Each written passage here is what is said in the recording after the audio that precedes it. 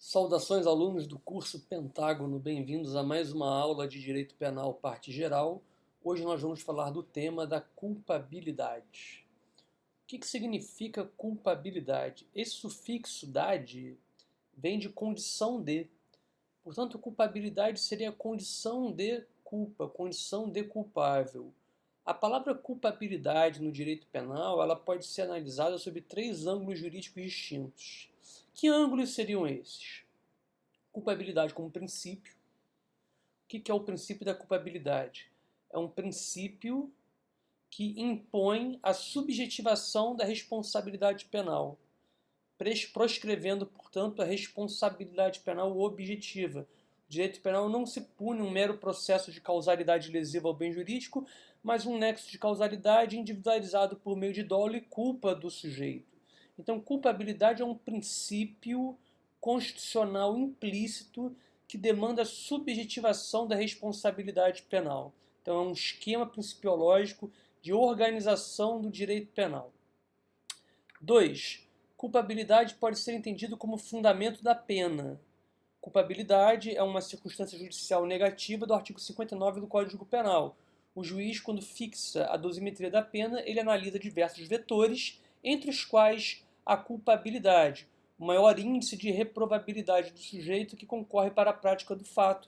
O juiz pode aumentar a pena em até um sexto, até mais de um sexto, mas geralmente um sexto é a fração, para desvalorar a conduta do sujeito. E, por fim, culpabilidade como requisito fundamental do conceito de crime. Culpabilidade enquanto um elemento estrutural do conceito analítico de delito. Conceito analítico, operacional ou molecular de crime. O crime, ele possui uma fórmula. O crime ele é individualizado através de um fato típico, ilícito e culpável. Nós adotamos um conceito tripartido de delito, e esse conceito de tripartido de delito, ele divide o crime em fases a partir de nexos de dependência normativos. Então eu tenho o fato típico, que é o primeiro momento, depois a antijuridicidade, que nós vimos na aula passada, e por fim nós temos a culpabilidade. Agora, dependendo do conceito analítico de crime que você trabalha, a culpabilidade pode integrar ou não integrar a estrutura da fórmula delituosa. Então, o conceito bipartido de delito, trabalhado por autores clássicos do direito penal brasileiro, Mirabete, Damásio de Jesus, René Ariel Dott e alguns outros autores sustentam que a culpabilidade não integra a estrutura do conceito analítico de crime. Eles adotam um conceito bipartido de crime. Crime é um justo penal para esses autores. Crime é um fato típico e antijurídico. E a culpabilidade? Culpabilidade funciona como um pressuposto de aplicação da pena. Mas não é o conceito majoritário, o conceito dominante na doutrina atual é o conceito tripartido, e a culpabilidade passa também a integrar as fases do delito. Nós temos até conceitos quadripartidos, em que a punibilidade também integra a estrutura do fato típico, ilícito e culpável, mas o nosso conceito aqui é um conceito tripartido e a culpabilidade, portanto, faz parte dessa estrutura do conceito operacional de delito. Bom, visto isso, nós temos que saber qual é o conceito de culpabilidade. Qual é o conceito de culpabilidade adotado pela doutrina? Nós temos aqui dois conceitos principais. O primeiro conceito majoritário sustenta que culpabilidade é um juízo de reprovação do injusto penal. Culpabilidade é um juízo de reprimenda, é um juízo de reproche penal que recai sobre um injusto penal de um indivíduo imputável. Portanto, culpabilidade é a possibilidade de exercer um juízo de censurabilidade do fato típico e ilícito praticado pelo indivíduo. Esse é o primeiro entendimento. É um entendimento majoritário, é um entendimento que você vai levar no seu coração para a prova. Mas nós temos um segundo entendimento que sustenta que culpabilidade, na realidade, é um juízo de inadequação da conduta do sujeito diante das exigências do ordenamento jurídico. Culpabilidade é um juízo de inadequação da postura do sujeito em face das expectativas normativas esperadas pelo direito penal. Esse segundo conceito ele é defendido, por exemplo, pelo Roxin na Alemanha, no Brasil pelo Juarez Tavares, pelo Danilo Lobato, entre outros autores, e eles sustentam que esse conceito seria preferível ao primeiro conceito porque ele foge da problemática do livre-arbítrio. Quando eu falo que culpabilidade é um juízo de reprovação que recai sobre um injusto penal, eu tenho que demonstrar que o sujeito tinha possibilidade de agir diferente, de forma contrária à norma.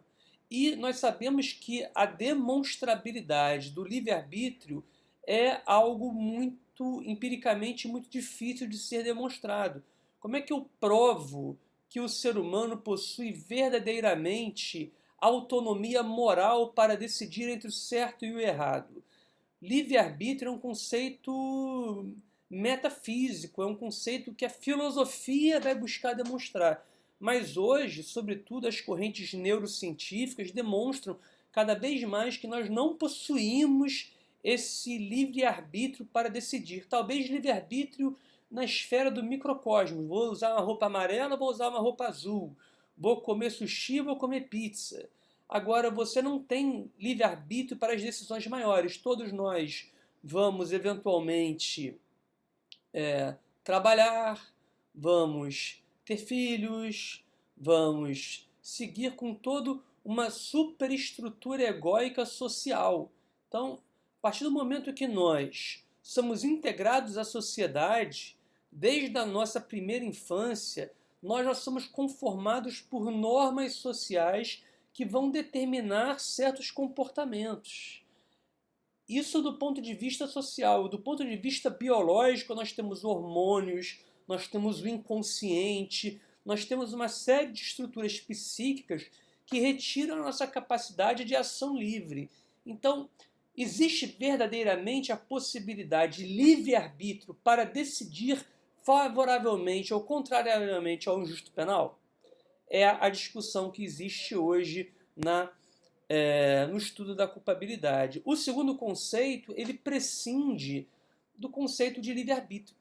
Ele fala, olha, não me importa se o sujeito tinha possibilidade de ação livre para ser culpável ou não.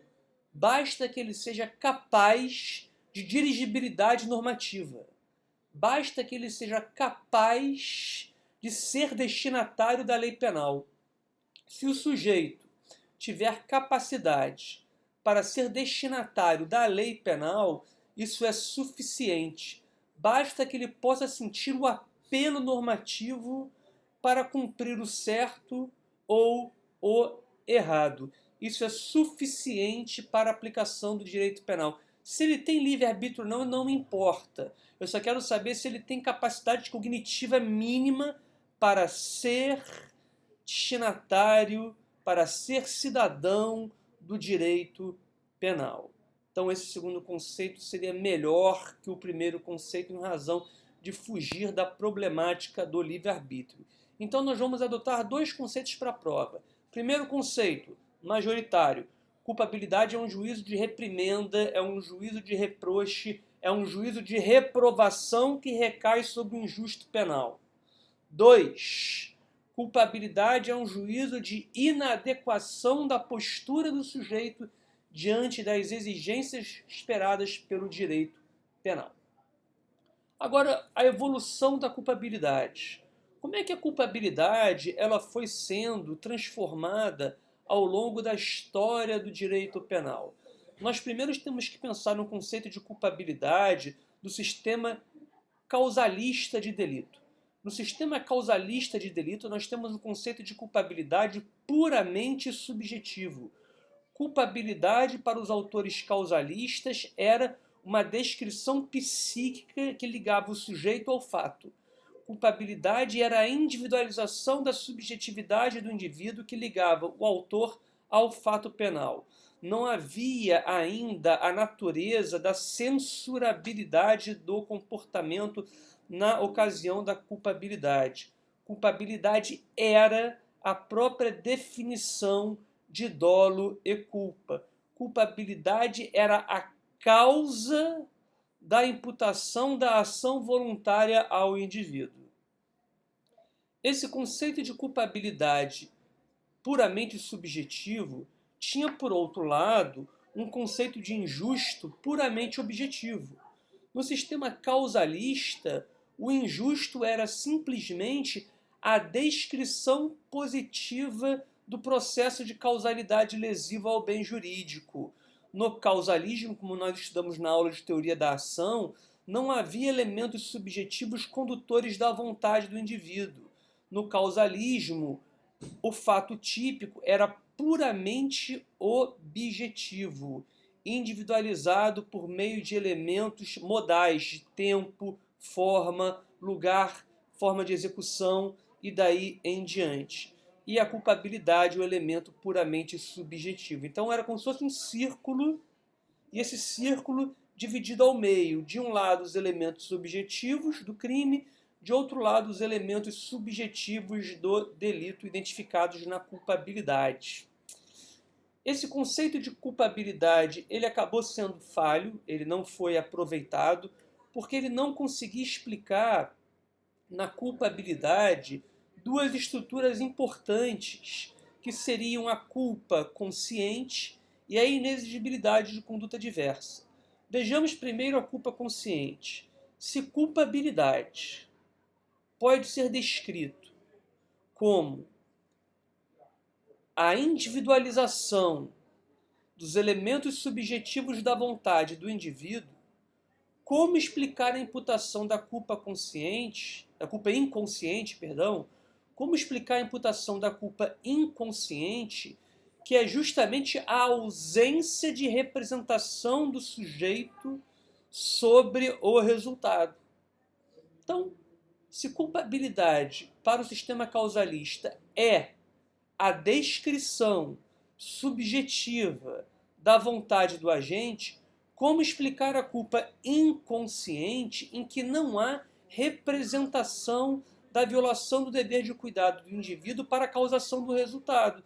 Haveria o que? Uma antinomia aqui. Haveria uma inadequação lógica dos dois conceitos. Um conceito é a exigência de representação subjetiva e o outro conceito é a ausência de representação subjetiva. Então, culpabilidade no modelo causalista de delito não explicaria a culpa inconsciente e o direito penal não pode renunciar à punibilidade da culpa inconsciente. A culpabilidade também não explicava a ineligibilidade de conduta diversa. O que é a ineligibilidade de conduta diversa? É um condicionalismo externo que suprime o poder de agir do indivíduo, que suprime a capacidade de ação livre do sujeito. Exemplo, eu sequestro seu filho e exijo que você furte um banco sob pena de eu matar o seu filho. Existe aqui uma inexigibilidade de conduta diversa. Eu suprimo a capacidade da vítima de agir de maneira conforme ao direito penal e livremente. Bom, para o conceito causalista de delito, isso não importa. Basta a descrição psíquica da vontade do indivíduo. E nesse caso concreto, eu consigo demonstrar que o indivíduo voluntariamente subtraiu os valores do banco. Ah, mas ele não podia agir de outra forma, não importa. Elementos normativos não estão presentes no sistema causalista de delito na culpabilidade. Culpabilidade era limitada aos elementos subjetivos. Então a culpabilidade falhou na imputação da pena ao indivíduo. Muito bem.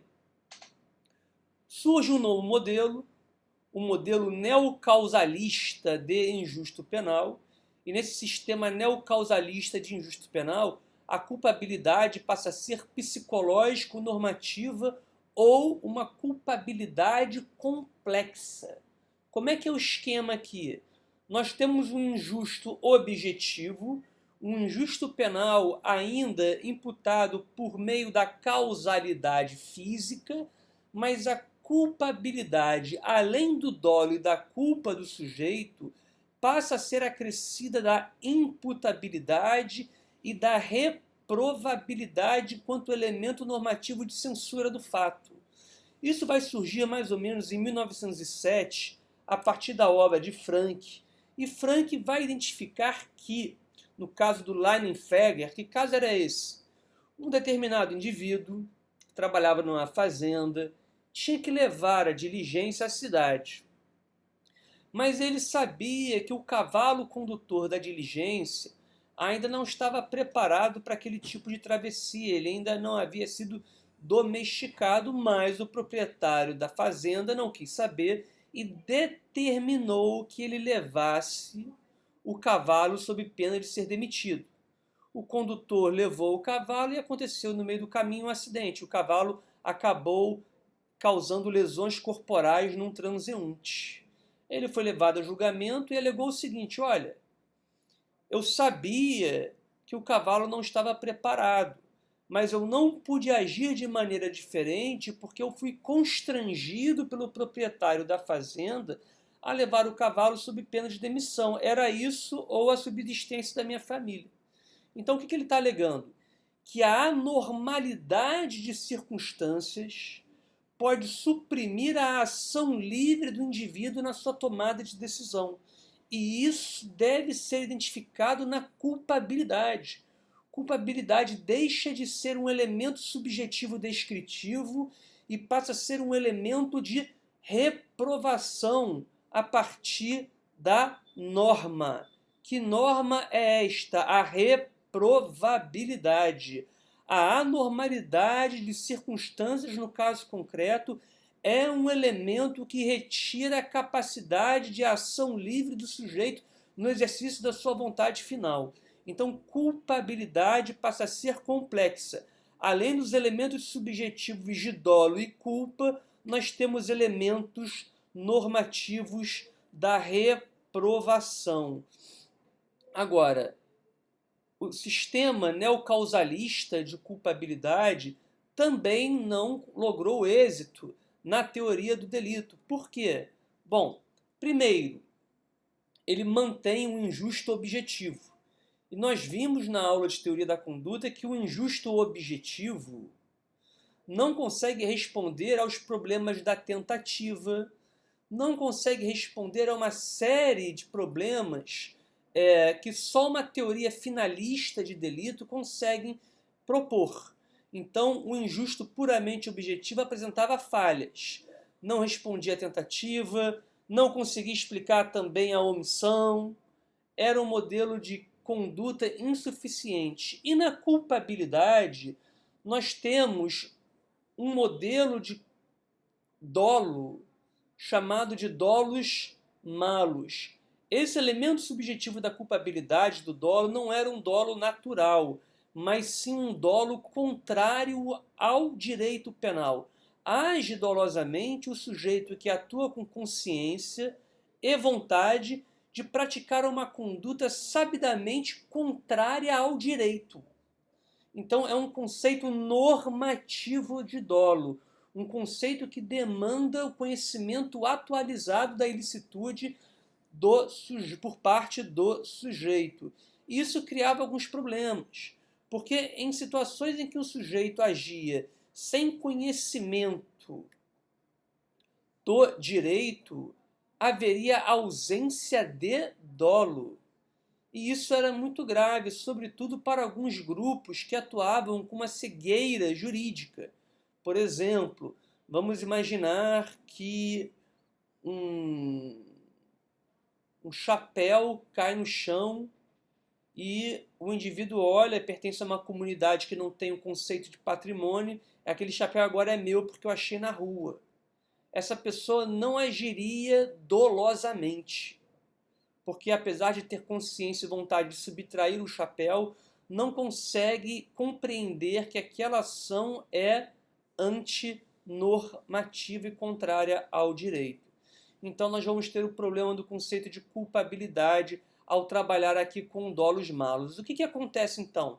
Sobrevém um sistema finalista de delito, e no sistema finalista de delito nós adotamos um conceito de culpabilidade puramente normativo.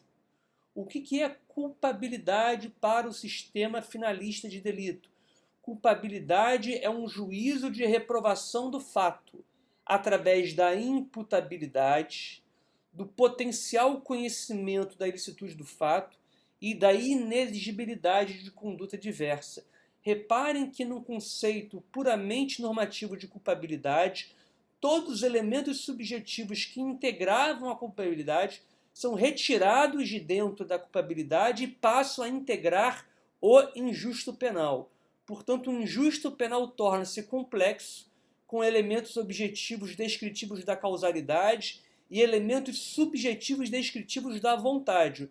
O dolo que estava na culpabilidade passa a integrar a conduta do sujeito, mas não é qualquer dolo, agora um dolo natural. Antes do Welsel levar o dolo para a conduta, o que ele faz? Ele retira o elemento normativo de contrariedade ao direito e deixa isso como potencial conhecimento da ilicitude do fato e leva para a conduta somente os elementos naturais da vontade, que são identificados pelo dolo e pela culpa do indivíduo. Então, injusto penal passa a ser um elemento complexo, com elementos subjetivos e objetivos, e culpabilidade, uma teoria puramente normativa da reprovação penal. Culpabilidade é a possibilidade de reprovar o injusto penal a partir da imputabilidade, a partir do potencial conhecimento da ilicitude do fato e a partir da inexigibilidade da conduta diversa. O que é imputabilidade? Imputabilidade é a capacidade de culpabilidade, a reunião de condições psíquicas mínimas que permitam ao indivíduo ser destinatário da lei penal. O que é o potencial conhecimento da ilicitude do fato? É o conhecimento possível da antijuridicidade da ação do indivíduo, isto é, ele possui condições biológicas mínimas para ser sujeito de direito penal, mas naquele caso não tem conhecimento específico que a sua conduta é contrária ao direito penal. E a inexigibilidade de conduta diversa seria a expressão da normalidade de circunstâncias que determinam o agir do indivíduo. Esses são os filtros, os módulos de reprovação por parte da culpabilidade do sujeito. Então, o que nós vimos até agora? Nós vimos que a culpabilidade pode ser um elemento do conceito analítico de crime, um princípio e um fundamento da pena. Nós vimos um conceito formal de culpabilidade, dois conceitos formais de culpabilidade. Culpabilidade como um juízo de reprovação penal, culpabilidade como um juízo de inadequação da postura do sujeito diante das expectativas normativas esperadas pelo ordenamento jurídico. E nós vimos a evolução dogmática da culpabilidade ao longo da teoria do delito. Agora, o que falta analisar? A culpabilidade não para aí. Um sistema funcionalista de crime, trabalhado pelo Roxin, vai sustentar uma outra categoria, vai sustentar a categoria da responsabilidade penal. Então, crime é um fato típico, ilícito e irresponsável. E o que seria a responsabilidade? A responsabilidade seria um gênero que encamparia a culpabilidade, que é um limite à prevenção da pena, e, de outro lado, a necessidade concreta de aplicação da pena. O que é a culpabilidade para o Roxin? Culpabilidade é um limite da prevenção. Como assim? O Roxin vai sustentar que só faz sentido a aplicação da pena se essa pena possuir uma finalidade preventiva do delito. Então, eu puno o sujeito porque aquela pena representa uma prevenção social ou especial do crime. Se a pena não tiver uma eficácia social de prevenção da delinquência, eu não aplico a pena. Então, reparem, aplicar a pena para um louco tem efeito preventivo? Você pode pensar, tem. Né? Tem efeito preventivo. Aplicar a pena para alguém que não sabia que o crime era crime tem efeito preventivo para o corpo social? Ah, tem. né? De alguma maneira, isso inibe a delinquência. Mas isso faz sentido à luz da culpabilidade? Não. Culpabilidade é um limite à prevenção. Eu não posso punir uma pessoa inimputável. Eu não posso punir uma pessoa que age em erro de proibição. Eu não posso punir uma pessoa que age sem capacidade especial de agir conforme o direito. Então, culpabilidade é uma limitação à eficácia social da prevenção.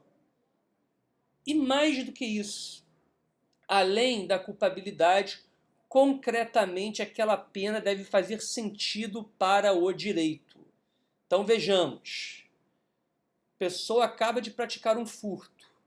Na fuga do local do delito, ela é atropelada por um veículo e fica tetraplégica, não consegue mais movimentar o corpo.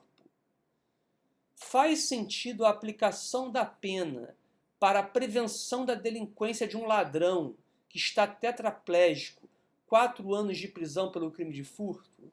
Não faz mais sentido. A pena perde a sua eficácia social.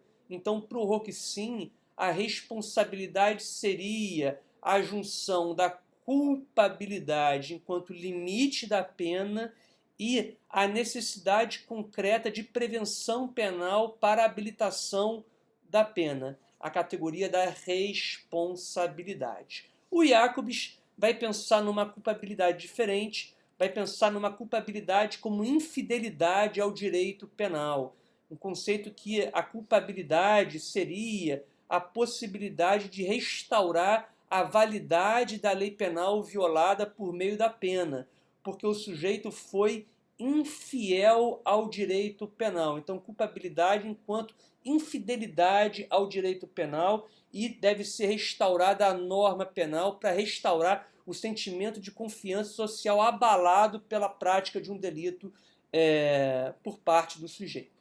Então, aqui nós temos os nossos conceitos de culpabilidade funcionalistas. Eu vou deixar no material para vocês, eu não acredito que isso vai cair na prova, mas eu peguei no livro do Roxin, tá, um conceito material de culpabilidade, que é a determinação do conteúdo da culpabilidade. Nós falamos o que é a culpabilidade. Agora temos que entender por que eu posso punir alguém. Culpabilidade é um juízo de reprovação da pena, mas por que eu posso punir alguém?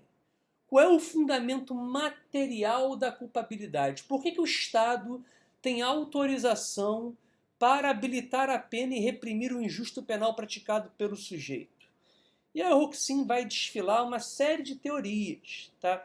Teoria do poder de agir diferente, que é a teoria majoritária que nós adotamos no Brasil. O fundamento material da culpabilidade seria a decisão livre do sujeito. Nesse sentido, eu puno a pessoa porque ela possui livre-arbítrio pessoal. Ela possui autonomia moral para decidir entre o certo e o errado. Então, é nessa centelha de liberdade que é o fundamento material da culpabilidade. Ele apresenta uma segunda corrente, culpabilidade como atitude interna juridicamente reprovada, culpabilidade como atitude juridicamente interna reprovada. O que seria essa culpabilidade como atitude interna juridicamente reprovada? Eu puno o sujeito em razão de uma atitude interna defeituosa. Eu não reprovo o dolo do indivíduo. Culpabilidade é um juízo de reprovação penal do injusto. Eu não reprovo o dolo. Eu reprovo a atitude interna, isto é, a motivação defeituosa do sujeito para o delito. Então aqui, conceito de culpabilidade enquanto algo juridicamente interno, merecedor de pena. Terceira corrente, uma corrente de fundamento determinista, culpabilidade pelo próprio caráter do indivíduo. Eu puno o indivíduo pelaquilo que ele representa, porque o crime é uma emanação da sua personalidade. Então, culpabilidade pelo próprio caráter. Quarta corrente, culpabilidade como atribuição segundo necessidades preventivas gerais. É aquelas teorias que vão se aproximar de sistemas funcionalistas de delito. Quinta corrente, culpabilidade e teoria do discurso. A ideia central aqui é a que é que aquele que pode participar do discurso como um cidadão, aquele que participa da elaboração das normas, também pode ser responsável em razão da infringência da lei. Se ele é coautor do discurso, ele pode ser responsabilizado porque ele participou democraticamente do discurso. É óbvio que isso só faz sentido na Alemanha, né? Onde nós temos o conceito de homem médio. Todo alemão tem as mesmas condições, estuda no mesmo colégio, faz faculdade. Então, quer dizer, na Alemanha faz sentido você falar numa teoria da ação comunicativa do discurso. Mas no Brasil isso não faz muito sentido. O Roxin vai falar em culpabilidade como comportamento violador da fairness, ou da equidade. Imagina que cai isso na sua prova. O que é culpabilidade como comportamento violador da fairness? Aí é uma avalanche de reprovação. Então, o que o Roxin fala? A sociedade juridicamente organizada funcionaria de forma que cada indivíduo renuncia a fazer tudo aquilo que ele deseja para, em contrapartida, beneficiar-se de uma semelhante renúncia por parte de todos os demais. Ele se abstém de roubar, matar, estuprar e assim por diante, pois é mais importante não ser morto, roubado ou estuprado do que estar autorizado a fazê-lo. O infrator das regras obtém da sua infração uma vantagem não equitativa, pois ele continua a ser beneficiado pela renúncia dos demais sem prestar a sua própria contribuição. Essa vantagem não equitativa tem de ser retirada do infrator. Aí residiria o fundamento da culpabilidade. Então, culpabilidade seria um reajuste. O indivíduo que pratica um crime, ele se vale de uma vantagem que toda a sociedade renunciou. Olha, eu não vou roubar, eu não vou matar, eu não vou estuprar. Então, a pessoa que faz isso, ela age com violação da equidade, porque os outros membros da sociedade renunciaram, dentro do contrato social, estas vantagens que o crime proporciona. Então, a culpabilidade seria uma restauração da fairness, uma restauração da própria equidade. Então, aqui seria a sexta corrente. E a última que o Roxin adota: culpabilidade como agir ilícito apesar da capacidade de ser destinatário da norma. Culpabilidade é um juízo de inadequação da postura do agente em face das exigências do ordenamento jurídico. Olha o que o Roxin fala, abre aspas. O autor age culpavelmente quando realiza um injusto penal, embora ele pudesse ter sido alcançado pelo efeito apelativo da norma e possuísse uma capacidade suficiente de autodeterminação, de modo que uma alternativa em comportamento e conformidade ao direito fosse psicologicamente acessível. Tá certo? Então, em relação à culpabilidade, nós paramos por aqui.